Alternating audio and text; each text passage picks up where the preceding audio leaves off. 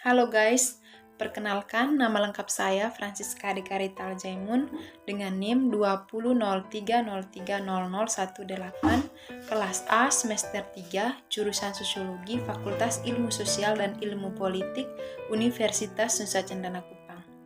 Oke, pada kesempatan ini saya akan menjelaskan beberapa poin penting dalam sebuah buku yang sudah saya review, yaitu tentang teori kekuasaan seorang filsuf asal Prancis yang bernama Michel Foucault sebagai tantangan bagi sosiologi politik. Kekuasaan kerap diperbincangkan dalam wacana politik atau sosiologi politik. Dalam konteks ini, kekuasaan dipahami sebagai kualitas, kapasitas, atau modal untuk mencapai tujuan tertentu dari pemiliknya. Foucault tidak menolak cara pandang semacam ini, tetapi hal itu tidak cukup untuk memahami praktek pendudukan yang tak kasat mata. Pandangan yang lebih kritis tentang kekuasaan muncul dalam kajian budaya.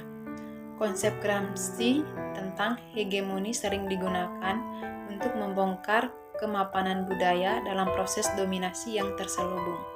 Dalam penjelasan yang lebih canggih, kekuasaan bekerja sebagai cara-cara hegemonik yang mana hal ini dikonsepsikan Foucault sebagai governmentality.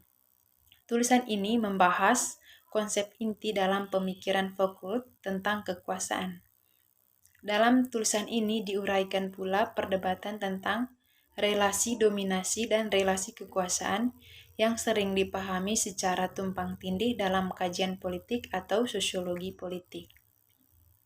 Karya-karya Foucault menunjukkan bahwa persoalan kekuasaan telah menjadi pokok perhatiannya sepanjang karir intelektualnya. Foucault selama ini dikenal sebagai seorang filsuf, juga sebagai sejarawan. Namun, pemikirannya memiliki pengaruh yang luas terhadap ilmu-ilmu sosial lainnya, termasuk antropologi dan sosiologi. Foucault tidak mengkaji sejarah untuk mengetahui bagaimana riwayat hidup orang-orang besar atau siapa yang berkuasa pada suatu zaman tertentu, melainkan kajian sejarah yang dilakukannya adalah sejarah tentang masa kini. Kekuasaan dan pengetahuan. Hubungan antara kekuasaan dan pengetahuan menjadi tema sentral dalam seluruh studi yang dilakukan Foucault sepanjang karir intelektualnya. Meski demikian, dari seluruh karyanya jarang sekali sebenarnya Foucault menjelaskan hubungan antara kekuasaan dan pengetahuan secara eksplisit. Beberapa tulisan dan wawancara dengan Foucault yang terhimpun dalam sebuah buku yang berjudul Power atau Knowledge berusaha menunjukkan relasi kekuasaan dan pengetahuan secara eksplisit.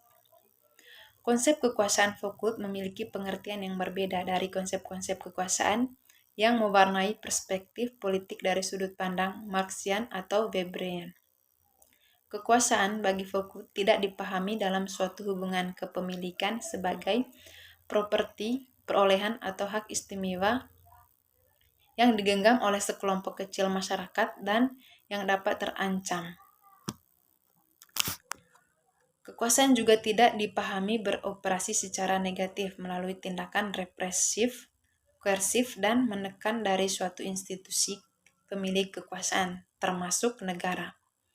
Kekuasaan bukan merupakan fungsi dominasi dari suatu kelas yang didasarkan pada pengusaha atas ekonomi atau manipulasi ideologi. Juga bukan dimiliki berkat suatu karisma. Kekuasaan tidak dipandang secara negatif, melainkan positif dan produktif.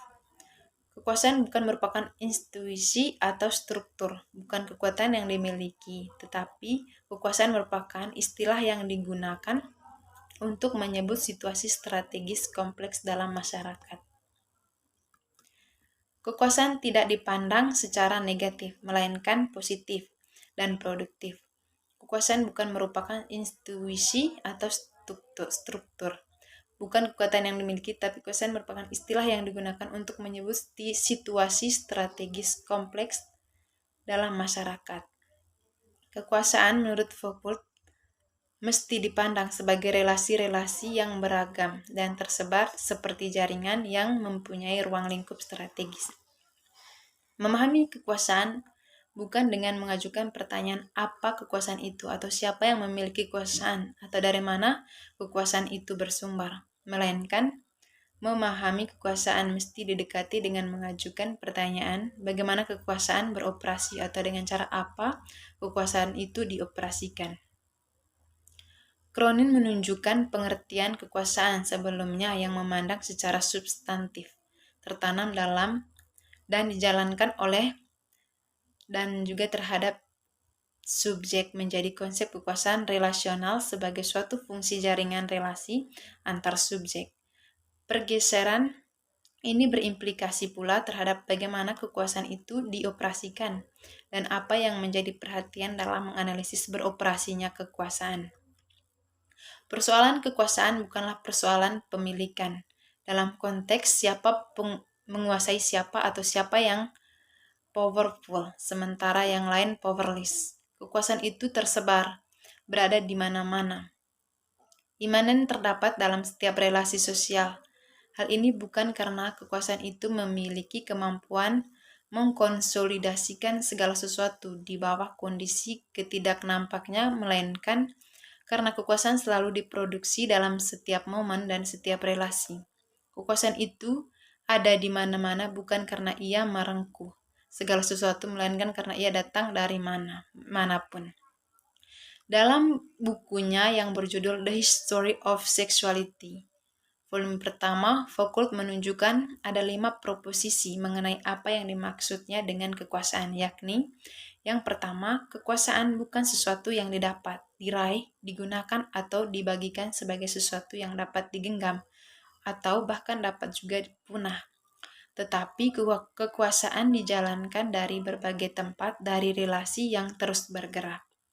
Yang kedua, relasi kekuasaan bukanlah relasi struktural, hierarkis yang mengandaikan ada yang menguasai dan yang dikuasai. Yang ketiga, kekuasaan itu datang dari bawah yang mengandaikan bahwa tidak ada lagi distingsi binari oppositions karena kekuasaan itu mencakup dalam keduanya. Yang keempat, relasi kekuasaan itu bersifat intensional dan non-subjektif. Yang kelima, di mana ada kekuasaan, di situ pula ada anti kekuasaan. Dan resistensi tidak berada di luar relasi kekuasaan itu. Setiap orang berada dalam kekuasaan atau tidak ada satu jalan pun untuk keluar darinya. Yang berikut pengetahuan sebagai bentuk kekuasaan. Jauh sebelum Foucault berbicara secara eksplisit mengenai isu kekuasaan, fokus perhatian pada karya-karya awalnya adalah pada sejarah pengetahuan. Namun, yang menjadi perhatiannya bukan penyelidikan mengenai suatu bentuk pengetahuan spesifik dalam sebuah disiplin ilmu dari waktu ke waktu, melainkan sejarah pengetahuan sebagai sebuah episteme, yakni suatu bentuk pengetahuan yang otoritatif pada suatu masa tertentu. Penyelidikan sejarah ini bertolak dari pertanyaan bagaimana suatu bentuk pengetahuan, yakni konsep-konsep atau pernyataan terorganisasi secara tematis sehingga ia menjadi otoritatif dan legitimati dalam menerangkan segala sesuatu. Struktur pengetahuan yang otoritatif dan legitimati ini mempengaruhi praktik-praktik sosial individu, baik secara berpikir, berbicara maupun bertindak sebagai sebuah rezim pengetahuan. Dalam karya awalnya, The Archaeology of the Knowledge, struktur pengetahuan ini disebut pula sebagai suatu formasi wacana. Pengertian arkeologi pada karya tersebut tidak merujuk sebagai suatu metode penggalian sejarah antropologis yang mengandaikan bahwa sejarah atau dalam hal ini adalah sejarah pengetahuan. Pandangan Foucault dari masa ke masa bukan suatu perkembangan yang evolutif, melainkan sebagai pergeseran dari satu bentuk pengetahuan ke bentuk pengetahuan lain yang otoritatif pada masa tertentu sebagai sebuah rezim wacana. Arkeologi digunakan dalam studi sejarah untuk menangkap apa yang disebut oleh Foucault sebagai episteme. Episteme merupakan bentuk pengetahuan yang telah dimantapkan sebagai pemaknaan terhadap situasi tertentu pada suatu zaman tertentu. Ia dapat dipandang sebagai disposisi pengetahuan yang khas pada suatu zaman. dalam studinya tentang kegilaan. Misalnya, Foucault berusaha menangkap disposisi pengetahuan atas pemaknaannya terhadap normalitas sebagai lawan dari abnormalitas atau kegilaan. Oke teman-teman, demikian penjelasan. Semoga apa yang saya jelaskan dapat bermanfaat bagi kita semua. Terima kasih.